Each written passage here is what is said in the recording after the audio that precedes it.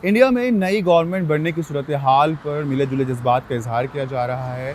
BJP के खेमे में काफ़ी मायूसी है क्योंकि उन्होंने मेजॉरिटी हासिल नहीं कर पाए, जबकि दूसरी तरफ जिन लोगों ने वोट नहीं किया या जो चाहते थे कि एक बदलाव आए या बीजेपी को क्लियर मेजॉरिटी ना मिले, वो इस बात से खुश हैं कि इस मुल्क में एक बार दोबारा से जमहूरियत पटरी पर वापस आ रही है। इंडिया में 6 हफ्तों तक चले पार्लियामेंट्री इलेक्शंस के रिजल्ट्स कल रात आ गए, जिसमें प्राइम मिनिस्टर नरेंद्र मोदी की लीडरशिप में एनडीए को 292 सीटें मिली, जबकि कांग्रेस के साथ अलायंस में इंडिया ब्लॉक को 232 सीटें मिली और 17 या 18 सीटें अदर्स के ज़ुमरे में गई हैं।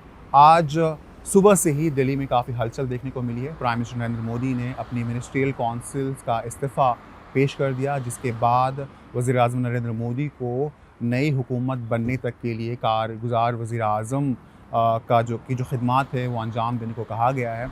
फ़िलहाल बीजेपी के पास मेजॉरिटी तो नहीं, लेकिन उनकी जो अलायंस है एनडीए, उनके पास मेजॉरिटी है और उसी मेजॉरिटी की बुनियाद पर वो हुकूमत भी बनाने जा रहे हैं।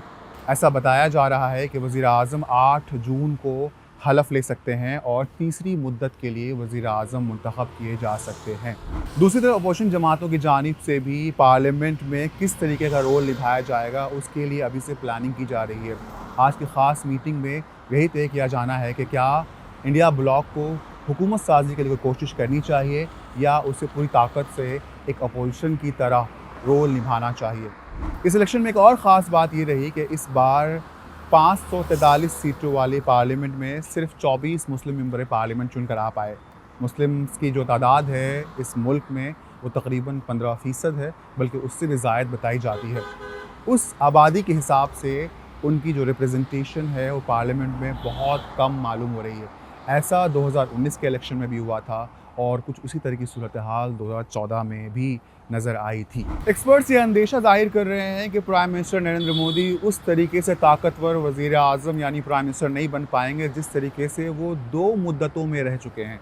जिस तरीके से उन्होंने 2014 से 2019 और 2019 से 2024 तक के बड़े फ़ैसले लिए हैं, शायद वो बड़े फ़ैसले इस बार नहीं ले पाएँ, क्योंकि वो अलायंस के साथ हुकूमत बना रहे हैं और उनकी खुद अपनी पार्टी को कोई बड़ी मेजॉरिटी हासिल नहीं है। ऐसा ही बताया जा रहा है कि बीजेपी पर मिनिस्ट्री और पोर्टफोलियो तक़सीम करने को ताल्लुक़ से भी काफ़ी दबाव है। जो पार्टियां अलायंस में हैं और जो उन्हें मदद कर रही हैं हुकूमत बनाने में, वो पोर्टफोलियो की तक़सीम में और इम्पॉर्टेंट पोर्टफोलियो के हासिल करने में काफ़ी दबाव बनाने की कोशिश कर रही हैं। ऐसी ख़बरें भी सामने आ रही हैं कि जो इम्पॉर्टेंट पोर्टफोलियोज़ हैं वो कहीं ना कहीं बार्गेन की जा रही हैं और ऐसा हो सकता है कि जब नई हुकूमत बने तो अलायंस जिन पार्टियों ने किया है, जो पार्टी साथ में काम करने वाली हैं, उन्हें इम्पॉर्टेंट मिनिस्ट्रीज़ दी जा सकें। वीडियो जर्नलिस्ट सोहेल भट्ट के साथ वॉइस ऑफ अमेरिका के लिए दिल्ली से सोहेल प्रकाश।